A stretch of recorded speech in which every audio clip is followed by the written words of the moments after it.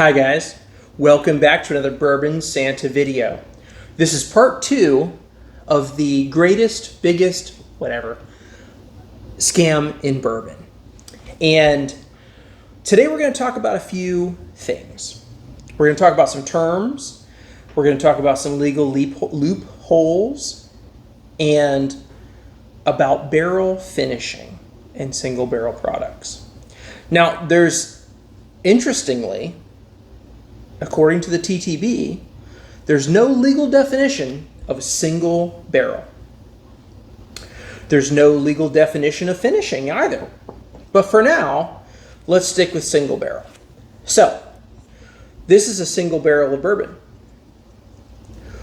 Well, technically, it's also a small batch. And if I take a blend of bourbons and put it into a single barrel, it's now a single barrel. And then I can sell it as a single barrel. I mean, it's not what you expect. It's not what you think when you hear the term single barrel, but legally I can get away with that. So, in the whiskey industry, aging's done in barrels. And then, when your whiskey is the way you want it, and you're making a big batch, you can then transfer all these barrels into what's called a tote. It's a large plastic container. There are stainless steel containers, but the plastic ones are used when you're transporting whiskey in that way, a large amount of whiskey. And so you get a plastic tote full of whiskey. Now there may be 3 barrels worth of whiskey in that tote. And so you can sell it as a blended product. You bought this whiskey, you're going to barrel it or bottle it and label it, maybe throw a really cool tater sticker on the back and say, "This is my amazing, super finished, high quality whiskey." But you know, and I know, that people aren't going to pay what you're going to try to get them to pay through a Facebook group for a single barrel whiskey, for a batched, small batch whiskey. So what you're going to do is you're going to take your tote and you're going to, that's a single barrel of whiskey, and that's a single barrel of whiskey. And I can keep going until my tote is empty. And now those are single barrel whiskeys. Is it false advertising? Maybe you could make a case for that. Maybe you could sue and make a case that you're being falsely advertised one thing and then delivered a different thing. But technically, this is a single barrel of whiskey. There's no legal definition of a single barrel.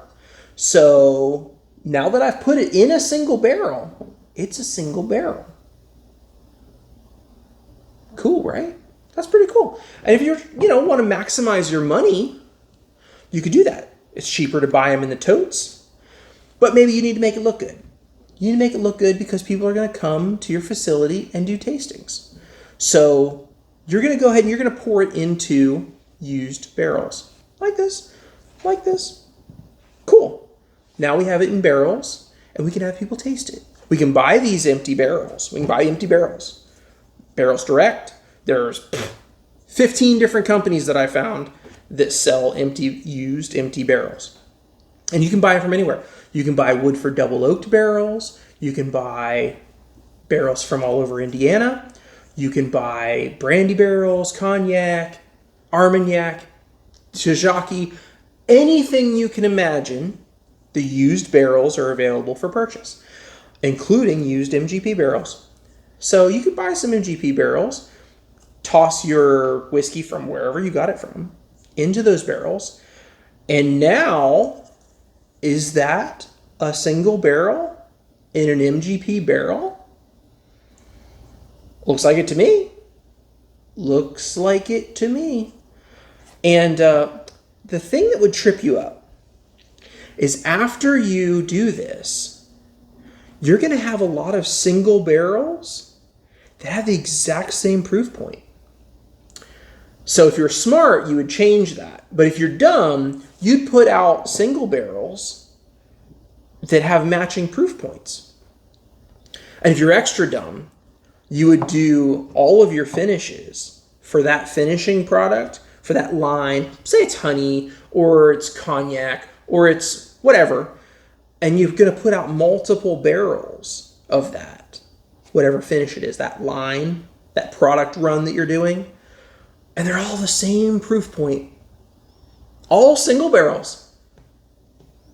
Seems legit, right? You're going to have the same proof point on every barrel of the same product that you put out. That'd be a little weird. It'd be a little weird. I mean, just a little weird. But could it happen? Sure, it could happen. I mean, magic could strike twice, 3 times, 4 times, 5 times in the same spot, and 5 different single barrels could all have the same exact proof point. Sure. I mean, exact same. No problem. It could happen. It could definitely happen. So now you've taken your whiskey and you've made yourself some single barrels. And so now you want to sell those. And you're thinking, you know what? Everybody's doing that. Everybody's doing that. So you want to do some funky finishes. You want to do some crazy finishes. You want to do some outlandish finishes. Maybe you want to make your own cigar blend, right? You want to make your own cigar blend. So Joseph Magnus makes a product called the Cigar Blend. And it's a blend of whiskeys. It used to be all MGP. Now there's a little bit of Kentucky bourbon in there too. But so you had your base bourbon, and then you would take some of that base, and some of it would be finished in cognac, some of it would be finished in Armagnac, and some of it would be finished in sherry. And then you'd take from those finishes and you'd blend and come up with a profile that you liked, and then put out that product. You'd bottle it. So let's say you're a new upstart and you want to make a product that's called Cigar Blend. But blending, too much work. Too much work. You don't want to go through it. You don't feel like doing all that work. So you're going to take your base bourbon, and then you're going to put it into a cognac cask for however long you decided. Then you're going to take and pour that one into the Armagnac cask, and then into the sherry, or whichever combination you decided. And then call that a cigar blend. And you're calling it a single barrel cigar blend. So how long did you put it in these? How long did you put it in sherry? How long did you put it in the cognac? How long for the Armagnac? Because it takes time for whiskey to pull flavors out of the barrel. It takes time. It's got to go through cycles. It's got to go through heat cycles. You got to push the whiskey into the barrel and pull it out. It takes time. I mean, Starlight, for their sherry finish, took over 8 months. 8 months. 8 months. Just for the sherry. 8 months to get good flavor. Bull Run, Pinot Noir, 6 months in a Pinot to get good flavor. 6 months. High West, Syrah, 1 year, 2 months to get good flavor out of the Syrah. Here's the High West Sherry, 1 year. I could go on and on and on. Okay? So it takes time. It takes time to get good flavors out of a barrel. You don't have time for that. You don't have time for that. I mean, you've only been in business for a year, 2 years at this point. You've only been in business for 2 years. You don't have time for that. So how are you going to speed up this process? How can you make it go faster? And then you decide, on top of everything, I'm going to go even further. I'm going to go even further than the cognac finish. Make it toasted. So now we have our original product and 4 finishes. So Since we're doing them one at a time, and it's a single barrel product, what, 6 months? 6 months? 6 months? A few weeks. So a year and a half. So these barrels have been with you since you started the company? Interesting. Or are you doing it faster? Have you found a way to get flavor into the barrels faster? Way faster. Way faster. Artificially almost. Now, I want to preface this by saying everything in this video is my opinion. I can't prove all of this. I have very good circumstantial evidence, but I don't have direct video of this being done. But if you look up online, there are bourbon flavoring kits. And there's tons of them. And they go from little ones like this all the way up to big multi-liter jugs for, for large scale jobs, such as flavoring barrels. Now this one happens to be vanilla cream. So this adds a vanilla flavoring and it smells amazing. It smells so good. To your whiskey. You can just put a few drops into your glass or a few drops into your bottle and you can add a vanilla flavoring to your whiskey. Now, so since you don't want to wait forever to finish your whiskey, you could do that. You could also season the barrels.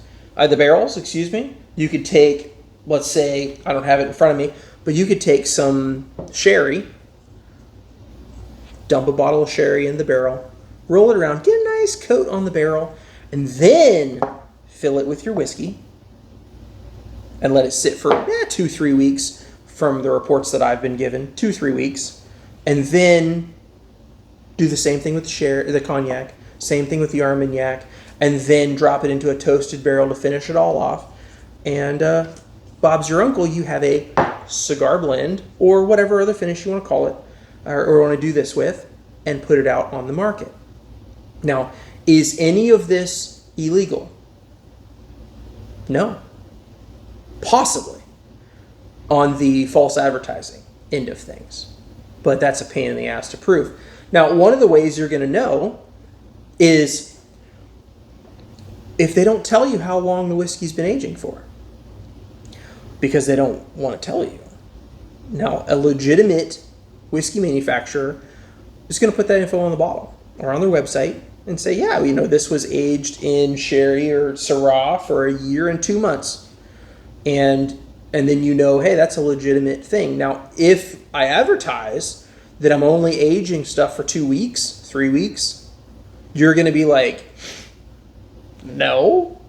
What's 2 weeks going to do? It's not going to do crap to the whiskey. You're not going to get good flavor in 2 weeks. 2 weeks? It takes High West a year and 2 months to get a good Syrah flavor. I mean, unless you are bippity-boppity-boo in your barrels, you've found a magic spell, you're not getting good flavor in 2 or 3 weeks. So the problem, though, is these little whiskey groups on Facebook, they want to make money. This whiskey manufacturer wants to make money. And so they're going with these outlandish finishes. And charging you astronomically. If you're paying $120 in a Facebook group for whiskey for 5-6-year-old MGP, seriously, what are you doing? Why are you paying that much? I mean, I got suckered in too. I thought, hey, this is awesome. Cool finishes. I want to see what this is like. $120 a bottle? Come on now. Stop it. Now, these three are whiskeys, all MGP whiskeys, all cask strength, 108 proof, that I flavored. Let's see what they taste like. Now, I know, because I've had a lot of whiskey from a certain producer that does wild finishes, what those whiskeys taste like. So I'm just curious to see how close I got with these three that I did. Now this one is MGP bourbon that was finished. I flavored it in honey barrels. I'm going to say honey barrels. This one I did in vanilla and caramel. And this one I did in maple and vanilla. To get it wild. To make it wild. To see what we could do by flavoring. So, let's dive into this. The honey finished. Oh, I smell the honey. Oh, wow. See, here's the problem. And this is one thing that I don't want you to be confused about. I'm not saying any of this whiskey with these wild finishes tastes bad. Not saying that. I'm saying that in my opinion, the whiskey isn't being created in the way they're telling us that it is. I'm not certain that they're single barrels, and I'm not certain that they're being finished legitimately. Now, was this whiskey, the whiskey I'm talking about, in a honey barrel? Probably. Probably. I could buy honey barrels right now. I got a High West barrel today. I can buy barrels online. I could have them delivered right to my front door. All kinds of barrels. But if I only put my whiskey in that barrel for a week or 2 or 3, is it going to pick up a ton of honey flavor? Is it going to be finished the way you think it's finished if I only do it for 2 weeks, 3 weeks? And then sell it for $120 a bottle plus $25 shipping? Are you going to feel like you're not being had? This honey, it's actually really good. Now, if you watched part 1, you know that I added honey, legitimate, straight, local, wildflower honey, right to this bottle. It looks like whiskey. It's slightly cloudy, but then hey, so is my honey bottle that I got from someone. That's actually really good. I'm actually impressed that it doesn't taste kind of gross, because I went a little heavy-handed with the honey to prove a point. Now, this one is a little cloudier than it should be. I probably went too far with this one. Oh, I already poured it.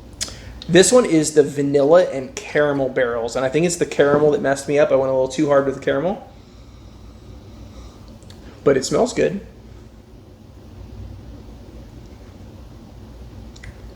Wow. Holy crap, that's messed up. That tastes just like the bottles from He Who Shall Not Be Named. Wow, that really tastes just like the I had a bottle of caramel sticky buns, something. And that's what it tasted like. That is so close. That is so close. I went a little too heavy with the caramel. Obviously, it's trial and error. You got to find the right proportions so that you can flavor a barrel just right.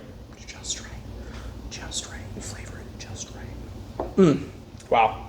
So, finally, maple and vanilla. Now, this one looks like straight up whiskey. You can't see any cloudiness at all. This one's got just a hair cloudy. But this one, I think I got this one just right. So, this is vanilla and maple. And, oh, it smells wonderful. Oh my God. That's really good. This is the problem. When you are flavoring whiskey at cask strength, and you get it right. I'm not saying there's no skill involved here. If you get it right, you're going to put out some tasty treats. And people are going to be like, oh, it tastes good, so I want to buy it. And people will buy your trash, crazy finishes. Just be honest and say that you're flavoring barrels. Just be honest and say, hey, we're finishing these for 2 weeks. And we're adding a little something something to compensate for that short finish time. No one is getting this much flavor off of a couple weeks in a barrel. It doesn't work that way. That's not how science works. That's not how barrel finishing works. It takes time. You've got to have weather changes that are constantly moving that whiskey in and out of the barrel surface to pick up those flavors from the barrel. And don't spend $120 on this. Finished whiskey is cheap for a reason. It's cheap whiskey that you're adding, not finished. Flavored whiskey is cheap because it's cheap whiskey that you're adding flavor to. And the flavoring is cheap. This is cheap. Super cheap. I think this was a couple bucks. And it's enough to flavor a whole barrel. It's very strong. So, don't fall for this crap. Do not buy whiskey from these whiskey groups on Facebook with these wild ass finishes unless you're okay with knowing that your whiskey may be flavored. It might be. Some of them might be 100% legitimate. I doubt it because I know the finishing time on these barrels. And I know that it's not possible to finish 3 or 4 different finishes in just a few months. That's not how it works. That's not how finished whiskey works. I'm sorry, but you didn't come up with a magic formula to make finishing happen faster. Because if you could do it, every other whiskey manufacturer would do it. If High West could turn out these barrels in 2 or 3 weeks, they would. If Starlight could turn out a sherry barrel in 2 or 3 weeks, they would. Okay? So, don't fall for this stuff. Know what you're buying. If you want to spend $120 on flavored whiskey, go for it. Not for me. I'm happy to make them at home for way cheaper. And also, maybe they're not even single barrels. I see no evidence that they are. I see evidence to the contrary. So, buyer beware. Understand what you're buying. Be careful with whiskeys that don't say how long they're aging themselves or finishing themselves. And be careful with single barrel products that have matching proof points across multiple barrels. Something's wrong. Something is not correct. Either they are watering down barrels to make a matching proof point, or they're not legitimately single barrel products.